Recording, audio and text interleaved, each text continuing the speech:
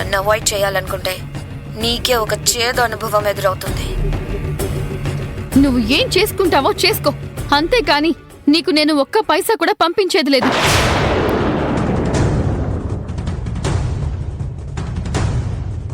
ఎప్పుడూ కూల్గా ఉండే అభి ఎవరితోనో కస్సుబుస్సులాడుతూ గొడవలు పెట్టుకుంటుంది అంటే అభి విషయంలో ఏదో జరుగుతుంది.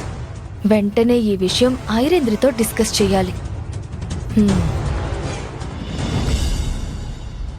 అసలు నాకు ఫోన్ చేసింది ఎవరు? నేనే అభినని, నేనే నందనని అని తనకి ఎలా తెలుసు?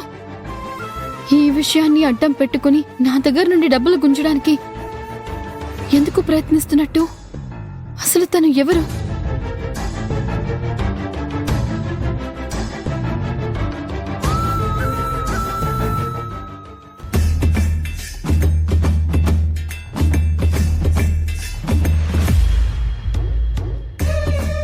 నువ్వు ఎవరిని ఎన్ని మలుపులు తిప్పించావో నాకు తెలీదు, కానీ నీ జీవితంలో ఒకే ఒక్క మలుపుకి తలుపులు తెరిచానే అనుకో, నీ బ్రతుకే బురద పాలైపోతుంది.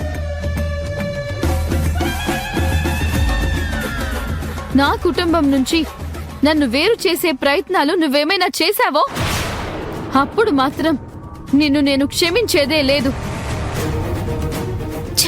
అసలు నేనేంటి, నా రేంజ్ ఏంటి? నాకు అభి వార్నింగ్ ఇవ్వడం ఏంటి? నేను కన్నెర్ర చేసి చూస్తే భయపడాలి, నేను గట్టిగా అరిస్తే తల దించుకొని నిలబడాలి. అలాంటి అభి నా కళ్ళలోకి సూటిగా చూస్తూ నన్నే హెచ్చరిస్తున్నా.